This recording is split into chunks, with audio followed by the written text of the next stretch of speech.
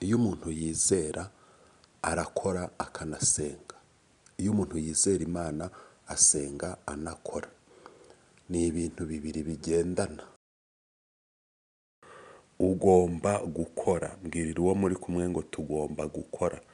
Iyo ukora gutyo ushyiraho isengesho, iyo usenga ukora gutyo Imana yagura kwizera kwawe, ikagura imikorere, ugatera imbere. Kandi umuntu asenga, icyiciro kikwereka ko ufite amavuta, muntu usenga uri kunyumva, ni ukudasuzugura akazi, ukiha gukategoriza utuzi kandi nta na kamwe ufite. Nigashake kabe gahemba 1000 ku munsi, jya mu kazi. Imana itabara umuntu ukora. Imana iporomotinga umuntu ukora.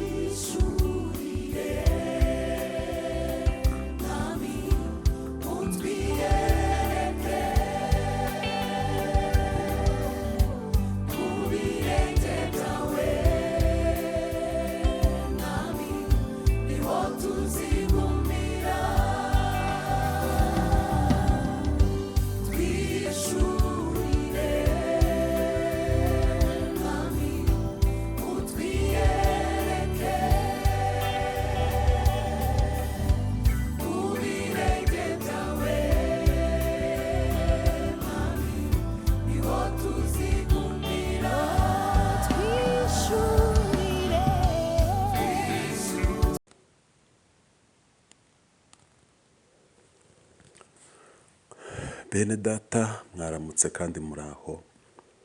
Ni mwene so umuvugabutumwa Ernest ubasuhuje muri iki gitondo kandi kuri uyu munsi, bitewe n'igihe twumvira. Dushimiye Imana ko tugihumeka kandi tukaba dukomeje kugerwaho n'ijambo ry'Imana mu kiganiro umutsima wa buri munsi.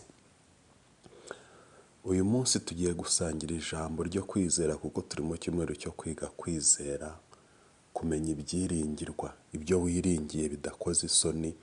Ntushidikanye ko bitazaba, ntushidikanye ko Imana izakurinda ukabaho, ntushidikanye ko Imana izakujyana mu ijuru, ntushidikanye ko uzatera imbere kuko wahisemo gusenga. Ese uyu munsi tugiye kuganira iki? Tugiye kuganira ijambo ryo kwizera, ari ryo rivuga ngo uwizera akora, asenga, agasenga anakora. Iyo umuntu yizera arakora akanasenga. Iyo umuntu yizera Imana asenga anakora. Ni ibintu bibiri bigendana. Mu Kinyarwanda abanza babyita ngo ingereka ngirana. Ni ibintu bibiri, ni umukenyero n'umwitero, nk'uko tuvuga ngo agoronome na veterineri, umwe ni nk'umukenyero undi ni nk'umwitero. Nk'uko tuvuga ngo umwuka wera no kwera imbuto birafatanya. Nk'uko tuvuga ngo ijambo ry'Imana no gukorera Imana birajyana. Ibi nabyo ni ibintu bigomba kujyana ku muntu wizera Imana. Uwizera akora, asenga, agasenga akora. Ibi njya mbyigisha abantu iyo ndi kwigisha abantu ibyiciro by'abanyamasengesho. Hari abanyamasengesho badasenga n'isaha imwe Bibiliya yita abanebwe, hakaba n'abanyamasengesho bahindutse amasengesho, igihe cyose baba basenga. Gusenga dukora no gukora dusenga bishatse kuvuga iki? Reka tubirebe mu rwandiko rwa kabiri rwandikiwe ab'Itesalonike, ibice 3, umurongo wa 11 n'uwa 13. Twumve icyo Imana ivugana natwe. Abatesalonike ba kabiri, hari abavuga batyo, ibice 3, imirongo ya 11, 12 na 13. Karibu dusome ijambo ry'Imana. Aha ni Pawulo wabwiraga abantu ko bagomba gukora, umunyamasengesho agomba gukora. Niba wizera Imana umenye ko ugomba gukora, ukajya guhinga ugaca inshuro, ugahembwa ugahahira urugo ukarya. Ugomba gukora ukadoda inkweto ukarya. Ugomba gukora ukikorera imizigo ugahembwa ukarya. Ugomba gutekereza ugacuruza ukunguka, ukagura ibyo kurya ukarya, ukagura imyambaro. Ugomba gukora. Mbwirira uwo muri kumwe ngo tugomba gukora.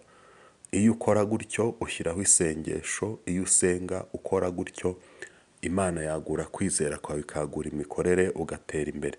Kandi umuntu asenga, icyiciro kikwereka ko ufite amavuta, muntu usenga uri kunyumva, ni ukudasuzugura akazi.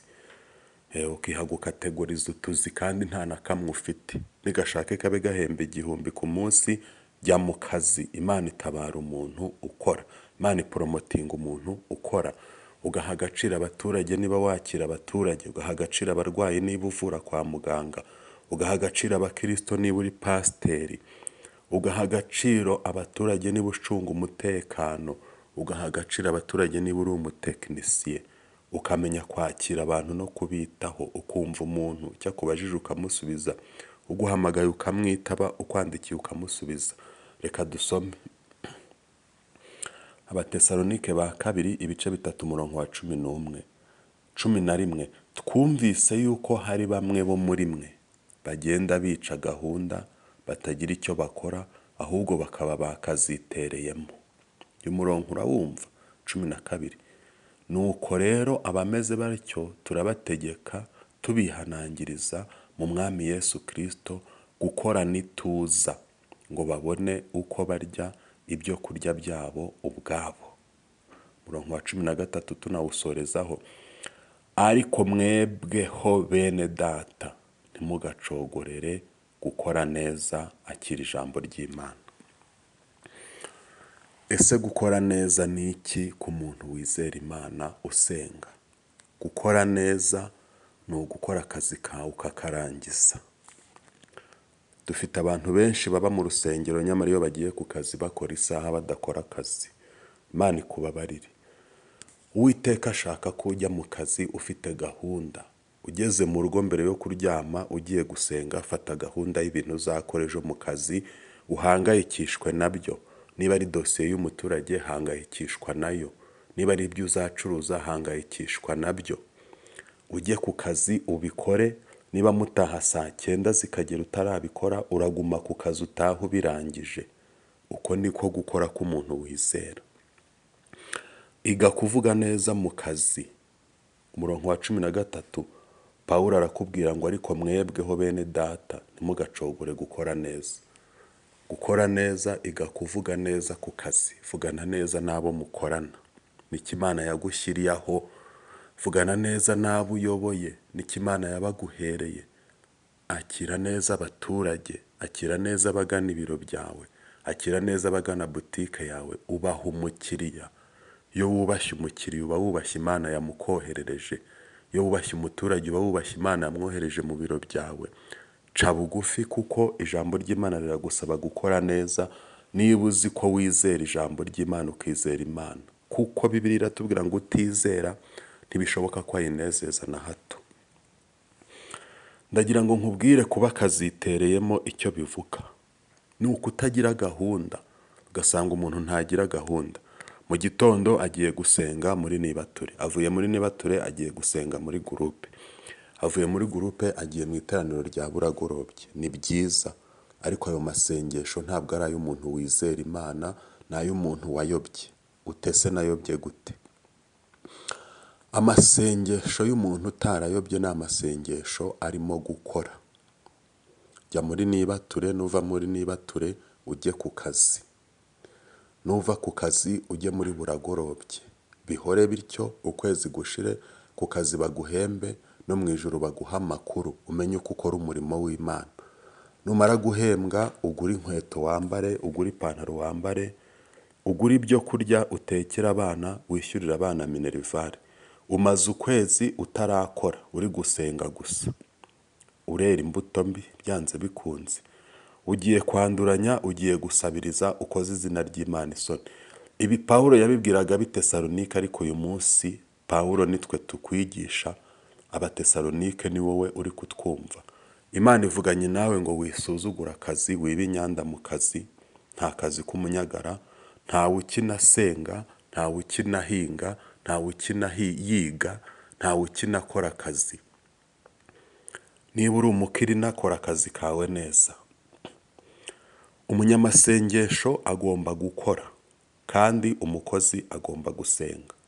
Umuntu wa kabiri ariwe dusorezaho uyu munsi, umuntu nawe ujya mu kazi, ukagenda 11:00 ukajya mu kazi ukagakora saa sita, ukagakora saa 11 z'umugoroba, ugataha saa 3 z'ijoro, ugahirima udasenze, ejo ukaguma gutyo. Uri umukozi ariko nturi umunyamasengesho, nawe ntabwo wizera Imana. Urasabwa gufata akazi ukagakora neza, ukaba excellent, ariko ukongeramo amasengesho. Ndumva nifuza gusoreza aha message yumvikanye tugasenga, kuko umurongo wa 12 uravuga ngo nukorera abameze batyo turabategeka tubihanangiriza mu Mwami Yesu Kristo gukora nituza, ngo babone uko barya ibyo kurya byabo ubwabo.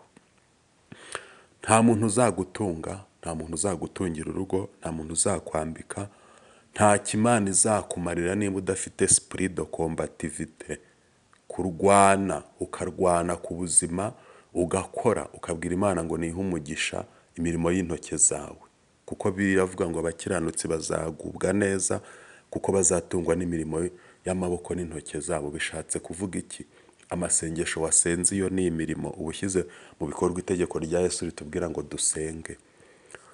Ariko n'amakara wikoreye ku mutwe bakakwishyura, iyo ni imirimo. Iyo tubihuje tukera n'imbuto tukizera Imana, Imana iravuga ngo mwana wanjye nagushimiye. Nta bihembo by'abiba bihari mu ijuru, no ku isi nta bizabaho.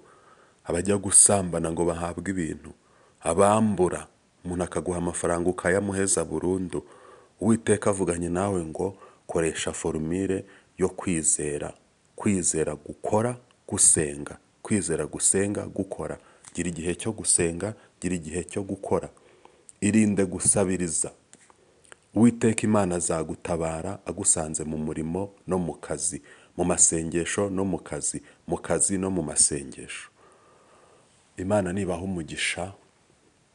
Iri jambo nizeye ko ryumvikanye. Tugiye gusenga. Nta muntu wavuga gukora no kwizera no gusenga ngo avuga atuje. Tugiye gusenga Imana, wowe utwumva ufite kwizera ko Imana yaguha ubuzima ugakora, yaguha ubwenge bwo gukora. Turagusengera. Mana, turagushimiye, utubwiye ko umunyamasengesho agomba gusenga akora, agakora asenga. Sengeye mwene data ugize icyifuzo cyo gusengerwa ngo agire ubwenge bwo gukora, umuhate wo gukora. Yobora intambwe ze, muha ubwenge, muha umugisha, muha imbaraga zo gukora. Wongerera abantu urukundo mu kazi, abakoze amakosa atandukanye mu kazi tubasabiye imbabazi muri iri jambo. Tugushimiye kuje kudushoboza gukora, kwita ku kazi, kwita ku bo dukorera, kwita ku mitangire y'ibyo dukora, tugakora raporo, tugakorera abo dukorera tubitayeho. Komeza kudushoboza kandi no gusenga, tube abanyamasengesho bazima, tube n'abakozi bazima. Tubisenze twizeye izina ryawe none n'iteka ryose urakoze. Amen. Imana ibarinde.